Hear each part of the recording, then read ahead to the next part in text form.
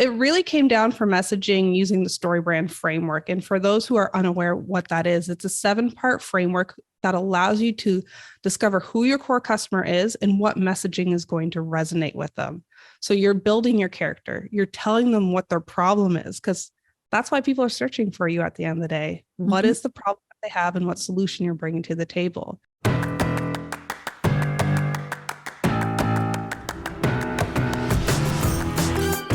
Welcome to the Marketing Expedition Podcast, an auditory journey through the latest in marketing, branding, and advertising.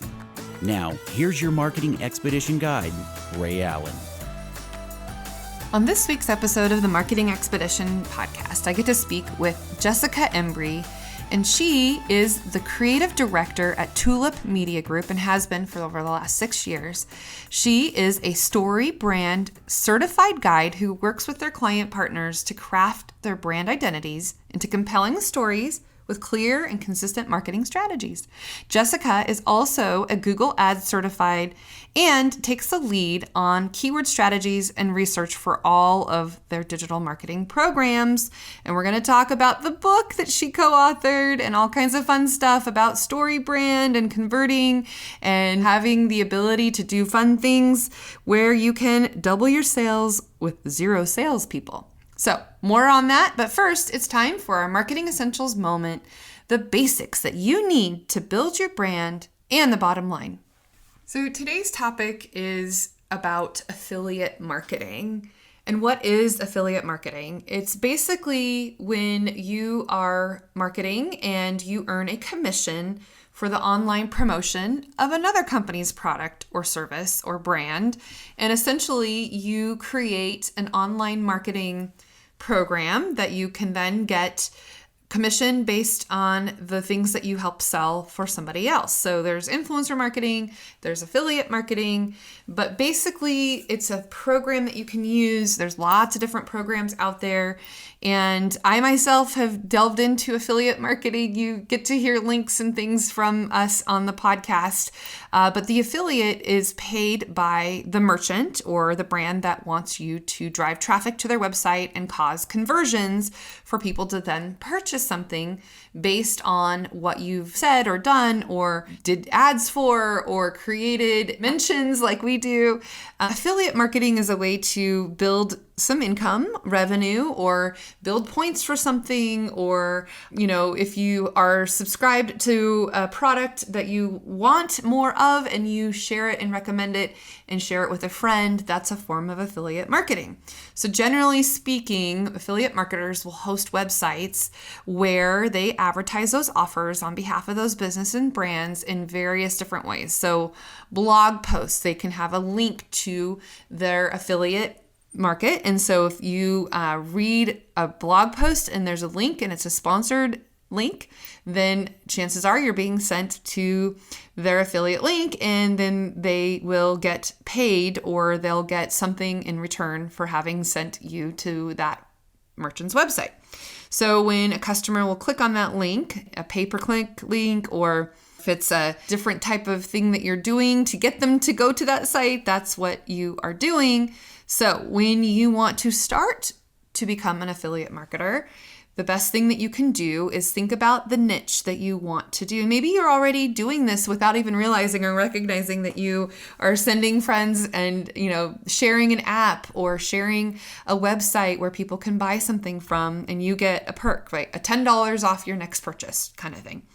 But choosing a niche, whether it's retail or a brand or a service or something of that nature, figure out what it is that you want to do, and then you join an affiliate marketing program, and then you promote that product and the offers, and then you, of course, will use that platform to track and optimize the conversions of what people are purchasing. And then the nice thing is you receive those commissions. So how can you get started with affiliate marketing? it's just learning and listening and reading some just to understand so that you know what platform you might want to use, some of the strategies that have been proven successful, because affiliate marketing has been around for a long time now. And there's so many different hacks and tricks and tips and things out there. So think about strategies that you've seen that have worked, or maybe ask other people who are in affiliate marketing what kind of strategies and what are the trends and the tactics that marketers are using right now. And so there's a lot of online affiliate marketing communities that will also probably have an affiliate marketing link that you can join. And then, of course, podcasts that you can follow. And then you can get some starter knowledge to support what you want to accomplish. So setting out your goals, what is it that you want to accomplish, and how are you going to go about getting it done? So at the beginning of your affiliate marketing journey, what product do you want to sell? And when do you want to sell it? Who do you want to sell it to? Who is your target audience that you're going to compete with, right? With that niche, that crowd of people that want to buy what you have to offer because you are solving that problem, or you are making people aware of what that they don't already have, right? So what's that niche? What's the focus? Who are you targeting? What examples can you look up as competitors in that niche? Is there a lot of competitors? Is there a lot of keywords that are being thrown out and used for that? Or is it niched in very specific? And do you have personal experience with that niche? Do you have authority? Do you know about it? Can you write about it? Can you talk about it? Can you share more information about that particular niche that you're going after? Because then it'll become easier and it'll be a lot more natural to be able to promote a product that you actually love or use, right? It's not always necessary, but it certainly will help you in your journey if you do something and pick something that you already know a lot about, so that you can write and talk and share all about it. And then also maybe come up with the keywords and terms that you would be using and what made you like that product, what kind of hooked you in on it. And you can use that to your own advantage if you are your own target audience, because sometimes that will help in your marketing and messaging that you're going to be using in your affiliate marketing campaign. So think about that. And then the next thing to think about is how you are going to have and operate a website or multiple websites and landing pages to drive traffic there to where people will purchase from your website or your channels or your marketing channels or the platforms where you can promote your affiliate activity. So if you're just starting out and you need to learn how to use website builders, or maybe you hire somebody that has website capabilities like we do here at Peppershock, we can help with that if that is something that you are interested in learning to do.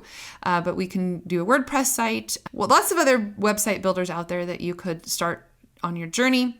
But if you can invest the time in creating a solid website with great messaging and imagery and navigation and all of the things that go into a website, and then you can increase your performance slowly as you go with that income stream that you're going to continue to build as you drive more traffic to your site and drive more conversions to the affiliate link that you have on that site. So think about how you can use this, and people do this for a living. They invest time in being able to do this, and affiliate marketing has paid for lots of things for them because they figured out how to work the affiliate marketing system that gets people to buy, right? And then they get a commission, and those commissions will help them in their journey. So it's maybe a way for you to get additional income, or you could get into it and do more and more online as you learn and grow through affiliate marketing. So things to think about and help, and maybe your brand or product or service would benefit from having affiliate marketers help sell your brand on the flip side. So what can you do to then become a publisher or a content provider where people are then selling to you or selling your brand, and vice versa, right? So affiliate marketers want a brand to represent, to help sell. And so maybe you're on that receiving side. So if you are a brand that has not used affiliate marketing before, this could also be an opportunity for you to help increase your sales and conversions, because now other people are selling for you. Not just you, not just your brand, not just your marketing team, but now other people who are going to affiliate with you, and then you pay them commissions because they brought you new business. And you can have that as another way to generate revenue. So with that, there's more to learn, and Jessica has a lot more for us, and we will get started with that interview now.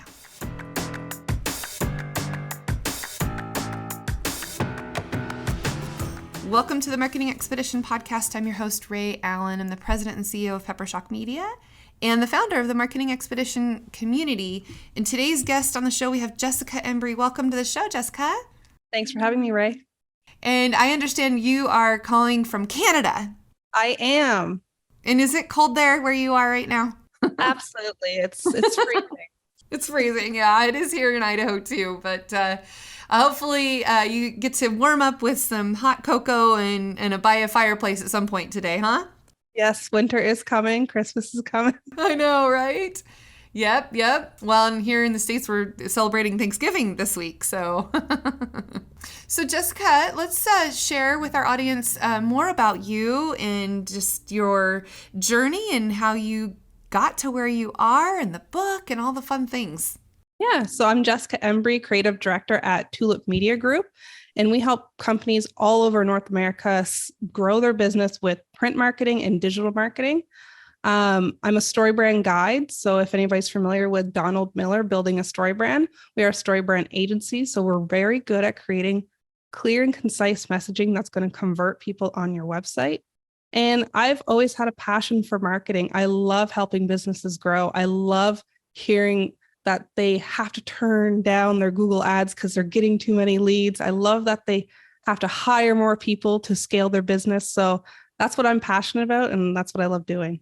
Well, and the idea of being able to double or triple or however quadruple your sales without having salespeople. Let's get into it. Let's just dig right in. Tell us more. So back in 2019, Tulip Media, we realized we had a huge problem. We were marketing our business wrong. We were going out and cold calling. We were going to trade shows. This might sound familiar to a lot of listeners. And we were talking to people who weren't raising their hands. So our cost of acquisition was $40,000. Wow. And it was disgusting when we crunched those numbers. And we realized we had to change something. So we completely pivoted. I know that's a really big word and a pandemic phrase, right? Pivoted. And we decided to redo all of our messaging. We decided to align our sales and marketing and develop a new business development strategy. We decided to start PPC advertising. So instead of doing a push strategy on people that didn't want to hear from us on how they can grow their business with marketing, we decided to do a pull strategy on people who were searching for story brand guides, people who were searching for how to print a magazine, how to make a magazine. So we really turned our messaging around. And within a few months, we got our cost of acquisition down from $40,000 to $4,000. Oh, wow. We saw a huge change. And we doubled our sales in the first quarter. Then we continued on that trend. And finally, a client of ours said, what you're doing for your company, I need you to do for ours. And that's where a lot of our services were born, because we just have that passion to help other businesses grow. Okay, so give me a specific example of what you did when you said that you pivoted and you started using PPC advertising. Can you just walk me through the path? What did you change with your messaging? Where did you take this journey from there? Mm-hmm. So it really came down for messaging using the story brand framework. And for those who are unaware what that is, it's a 7-part framework that allows you to discover who your core customer is and what messaging is going to resonate with them. So you're building your character. You're telling them what their problem is, because that's why people are searching for you at the end of the day. Mm-hmm. What is the problem that they have and what solution you're bringing to the table? You're guiding them through and giving your expertise. So we use this type of messaging to really resonate. And in our Google ads, we have to make sure that, again, we're showing that solution, that problem, agitating it just a little bit. A lot of people come to Tulip Media because they're wasting time and money on marketing that's not working. That's the problem that we wanted to agitate. So that's the messaging we used on our Google ads, but also online, because they have to be the same type of messaging. So we have that clear customer journey. I love it. We do an empathy mapping process to really dig in and understand and step into their shoes and empathize with our clients to understand what they are thinking, hearing, feeling, doing, right? So that's, like you said, building the character, building that story of that persona that you want to attract. And so now you've taken that concept and applied it to your own marketing, and now other people that you can do for your clients too. Share maybe an example of what you've done for some of your clients. So we have a fire truck manufacturer, very niche audience. They sell to fire chiefs in their local communities. And when COVID happened, all their marketing stopped. Trade shows they couldn't go to. So they came to us with that problem and said, what should we do? So we mapped up what their messaging should be using the framework for StoryBrand. We mapped out that actually, if we can capture the fire chiefs before they go for a request for proposal, that's when we're going to convert faster. So we started doing print marketing. We send a quarterly newsletter to all the fire chiefs from Ontario East in Canada. And that gets them return on their investment, but it also gets them brand awareness over time. We do PPC marketing. So when people type in local fire truck manufacturers, they pop up first. We do blogging to create that expertise and position them as the leader in their marketplace. So we look at every client partner and we say, what is it that your client is experiencing? Where are they in the customer journey? And where do we need to be in the customer journey? Right. I just, I have two boys and now they're teenagers, but when they were younger, immediately I just had that song stuck in. Lots and lots of fire trucks. I don't know if you've ever heard it or not. It's on YouTube. It's a silly little thing, but now it's going to be stuck in my head for a week. And that's a very good point, Ray, because when it comes to your Google ads, you can't be too ambiguous because the term fire trucks could mean they're looking for that song you just sang. Yep. Or they're looking for a $500,000 fire truck. So we have to be very careful with the keywords that we're using for our PPC advertising. Oh my gosh. Yeah, there's a theme song for you. Lots and lots of fire trucks. Anyway. I'll have to tell them about that. That's oh my gosh. My kids, when they were younger, we would, of course, fire trucks are like a dream for young people. And so riding on a fire truck, getting to go to the fire station, taking a tour. Oh my gosh. Anyway, you're right. There's lots of ways that could go in search engine optimization and results that you're going to find. That's really cool. I love that you apply what you do in your own agency to your clients. Because I think that oftentimes agency owners and staff, our own marketing gets backburnered because we're doing so much to try to, fulfill our own clients that our own messaging and our own, process, it gets backburnered. So I love that that's how you are being able to acquire your customers instead of spending $40,000, you're spending $4,000. I love that so much. And I think that can resonate a lot with not just agency owners and marketing, but anybody that is in business. That's what you want to do. You want to work towards making sure that your customer acquisition cost is lower, but then your lifetime value of that customer is higher and that you're retaining them longer. And that is just absolutely a wonderful example of true marketing and tracking. And I love that you've tracked all of that too, because sometimes people don't even know what it's costing them to acquire a customer, right? I mean, have you found that to be true with your new clients? Do they know how much they're spending to acquire clients? We have a mixture of some clients have no idea. Like we'll ask them, okay, how many leads do you get a month? And they're like, I think we get around 5. And I'm like, how many of them converted into customers? And then that's where that disalignment comes from that we talk about in our book, Double Sales of Salespeople, is sales and marketing aren't working together. They're not using the same messaging. They're not communicating to each other saying, hey, those 5 leads you gave me, half of them were good. So the marketing team is now going, okay, half is good. That's an okay ratio. We're okay with that. But what can we do to get that to be a little bit better, a better ratio for closing? Yeah, right. A 50% close rate versus 100% close rate, right? Getting the right leads at the right time, the right people when they're ready to buy. I mean, that keeps us in business, right?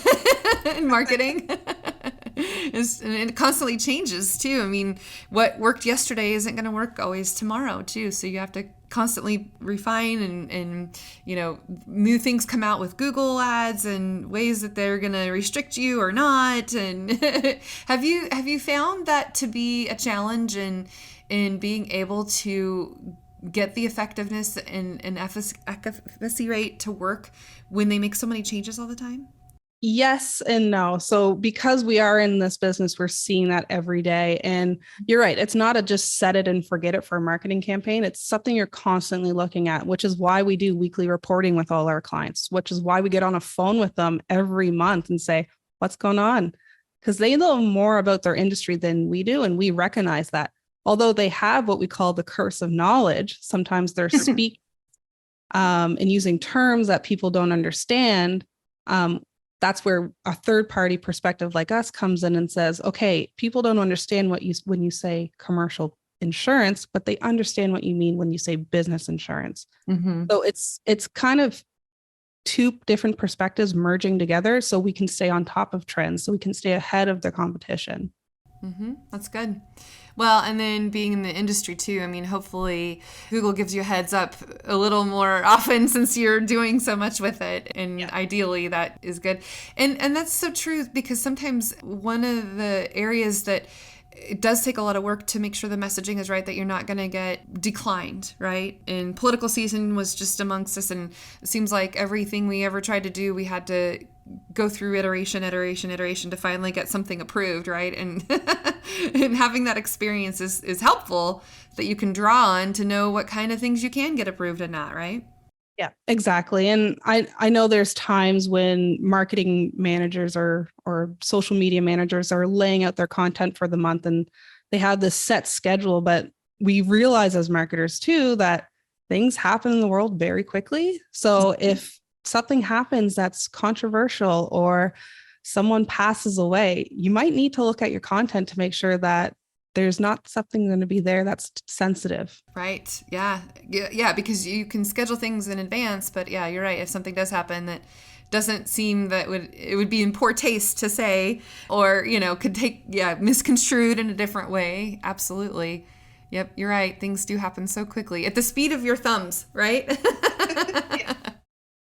And now a message about our sponsor, Billie Razors. Billie is a female-first shave club and a body brand that's putting an end to the pink tax on razors. So by spreading the word about the pink tax rebate, no purchase is necessary, we both get a $20 credit to spend on Billie Razors and body care. Let's do this. It's really awesome. It comes in the mail. You get it on a subscription basis, and it just comes when you need it, and you can always turn it off when you don't, but you can have it set up to automatically come to you as you need new razors, and they are cost effective and of course not what you're doing when you're paying at the grocery store such a high price on women's razors. So go to peppershock.com/offers and get your Billie razors today. So let's talk a little bit more about the book and kind of the process that you went through to go and get that done, and then share a little bit more about what people can expect and where they can go to get your book. Yeah, so our book is really outlining Tulip Media's journey on how we brought that cost of acquisition down. It's outlining the machine that we built. If anybody's read that book, The Machine, it's a great one. And it's uniting our sales and marketing, our messaging, our communication. Like I was saying, marketing needs to know if those are qualified leads that they're giving their sales team. So we need to have that communication. It's also outlining what type of thought process we went through for the messaging and how other companies can take that inside. But the other part of that is not just messaging. Sometimes you have to look at the back end of your website too, the analytics. I'm sure you're very familiar with this. There's search engine optimization. There's making sure that your website's responsive, that it looks good on mobile. It's making sure that whatever keywords that your competitors are using, you're also utilizing them in not only your website, but also your PPC advertising. So it is a step-by-step guide on how we did it, but also how you can implement it in your book, in your business. Yeah. And you're right. Looking at what your competitors are doing, but doing it better. Yeah. It's not imitating your competitors. It's just making sure that you're up to date on what they're doing. You're not copying them. You're just stealing a piece of their pie. Yep. No, I hear you. And it's really important to continuously to look at your competitors on an ongoing basis and see what you can do to outdo them in one way or another. That's awesome. So, okay, let's take it back a little bit. What got you into this industry? Kind of what was your path? Did you go to school? Did you, work? What did you do prior to where you are now? So I grew up as an entrepreneur. My father was self-employed, and I actually had my first business when I was 10 years old. J&J Blueberries, door-to-door salesperson, selling blueberries. No one could say no to a 10-year-old kid. So it's very Nice. I've always had that entrepreneurial spirit. I love marketing. I love being able to invoke emotion to make people buy. So I had an interest in that, and I went to school for that. So I have a degree in marketing and HR because people also are very important when it comes to marketing. Mm-hmm. And I just love working for Tulip Media too, because it allows me to have that creative aspect of marketing, but also do design, but also consult. So right after school, I was with a dog food company for marketing, and then I went right into Tulip Media and started consulting. Oh, there you go. A dog food company, huh? Yes. Nice. Now, are you a pet? Do you have pets? I do, yeah. Oh, okay. Well, that helps to be, to use the product that you would market, right? Okay, so what advice would you give someone wanting to pursue a career similar to yours as a creative director at an agency? I mean, I have students and I make them listen to this. I don't make them. They get the option to listen to the podcast, but I love to ask people, what kind of things would you tell your, young college student self about ready to graduate? What would you say? So 2 things. Never stop learning. I recognize that I'm never going to be the smartest person in the room, but that openness to learn new things and to experience new things allowed me to get me where I am today. And the other one is to have confidence in yourself. I think sometimes we have that imposter syndrome and saying like, do I know enough about this to be on this really cool podcast with Ray? Yes, I do. So have confidence in yourself and never stop learning. Those are the 2 things I'd say to my younger self or the younger generation. Yeah, and I couldn't agree more, right? Confidence in yourself and what you do and what you believe in and continuing to learn. I love that. Being a lifetime learner, right? That's it's going to set you up for more success and be able to do more, get paid more, have your skills out there and do what you want to do. Okay, so who are some people that helped you along the way, that inspired you or motivated you, or maybe where you got resources or information from? My father, who was that self-employed entrepreneur, he taught me the value of money. He taught me how to negotiate. He taught me sales. And also my co-author, Andy Biting. I was 23 when he first hired me and young and right out of school. So I had a lot to learn still, and he liked what he saw, and he has mentored and helped me grow into the marketer that I am today. So those are definitely 2 that stand out to me. Good.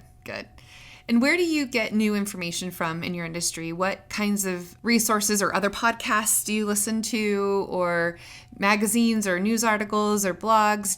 Where do you get your info? I'm a big fan of HubSpot. I know a lot of marketers will say that because they're so generous with their content.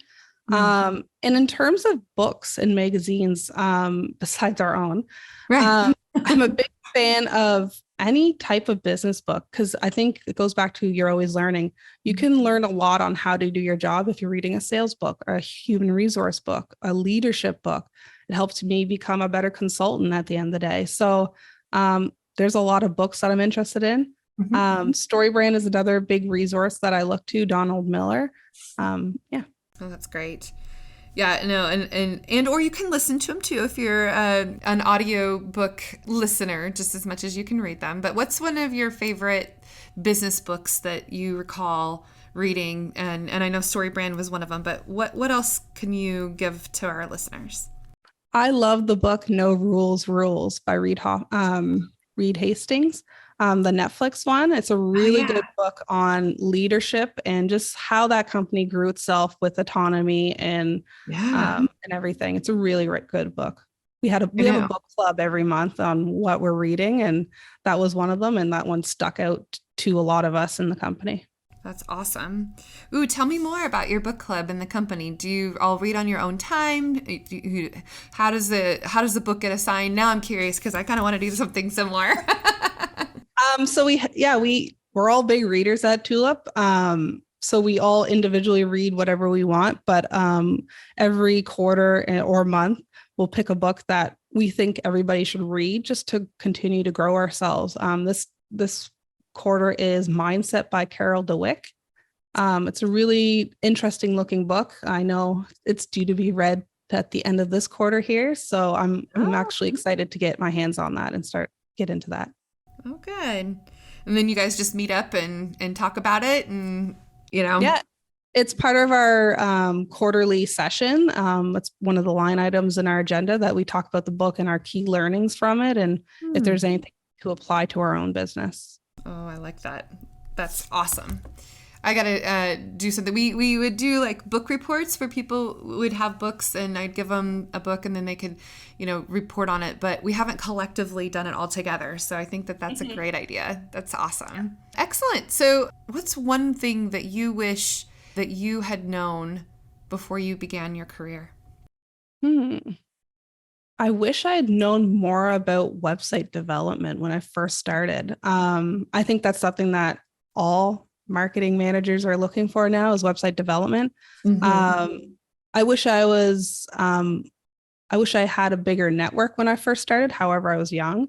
But I think we all wish for that because it's a great way to meet new people and have a referral system and also network. Yeah, well, that's great. Okay, what are some of your favorite accomplishments, without sounding too braggy, but what are some of the things that stick out in your mind that you've accomplished that you're super proud of? And I happen to know the book is probably one of them, but tell me more. Still thunder. No, I'm joking. Definitely the becoming an international bestseller was, again, I had that imposter syndrome at first, and achieving that was very big for me. Becoming Story Brand Guide was another big one for me. Having that label attached to my name was very nice. Just the journey that I've had in the last few years. Few years ago, if you told me I was on podcasts for a living, I probably would have laughed a little bit because I always saw myself not as a person that does podcasts. So that's been a big accomplishment for me as well. Oh, that's good. Yeah, you're doing great. You're doing great. Okay, on the flip side, what's your worst characteristic that has served you well in your career? Worst characteristic that served me well? Yeah.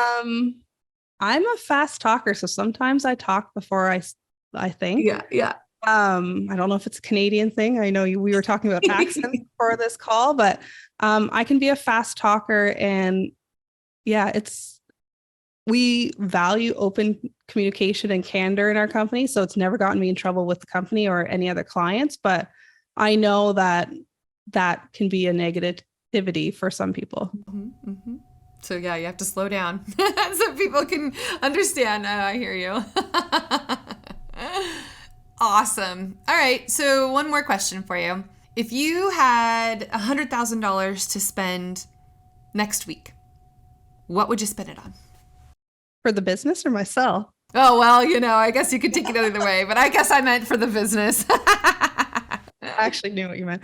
I should have prefaced it for your business, for the business. If you had $100,000 to spend next week, what would you spend it on? I would spend it on a couple different things. And I don't know if I'm breaking the rules by saying that. I would definitely invest in our PPC advertising more. I'd invest in our infrastructure, so our website and also our CRMs, because I know that's something that we're getting to eventually that we need to change over to something different. And I'd probably go visit a few associations that were renowned in our industries. So we're very big in the insurance industry with our clients. So probably visit a few associations. Very smart, right? Diversify. Okay, fine. What would you spend $100,000 on for yourself? Well, new car. No. Awesome. Ooh, what kind of car? What would you like to get? Well, we're in Canada again, so right, we Right. have to be a little bit strategic about that. So 4-wheel drive, right? Awesome. Okay, well, that was fair enough. I told you more than just one question, but excellent. Okay, I think we were able to cover everything. Why don't you share with our audience how they can reach out to you and also where to buy the book? So you can reach out to us on tm.media/double sales. And on there, you can download a free chapter of our book, Double Sales, Zero Salespeople. You can buy the book, or you can schedule a free call with me. If you want to talk about anything and everything, that free call is there for you to use. Happy to discuss whatever's on your mind. That's awesome. Well, thank you so much, Jessica, for joining me today. And I can't wait to get this out there in the world and see how things work for you in doubling your sales with 0 salespeople. And yes, you got, and stay warm in Canada for sure.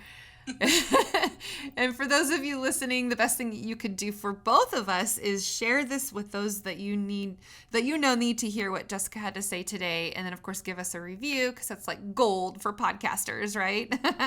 Reviews are awesome. And also go visit Jessica's site and go get her book, and then go visit themarketingexpedition.com and become a part of our community.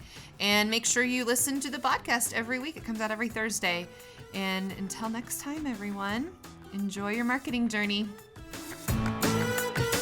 Thanks for listening to the Marketing Expedition podcast. Want to continue the journey? Don't miss out on new episodes. Subscribe on iTunes, Spotify, Amazon Music, or wherever you get your podcasts.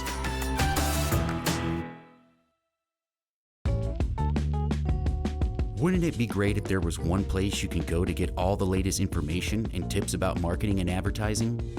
The Marketing Expedition community is that place. People like you gather in our online community to build relationships with others and find the latest marketing trends, tactics, tools, and technology. We help you build your brand and your bottom line. Start your adventure today. Visit themarketingexpedition.com to find out more.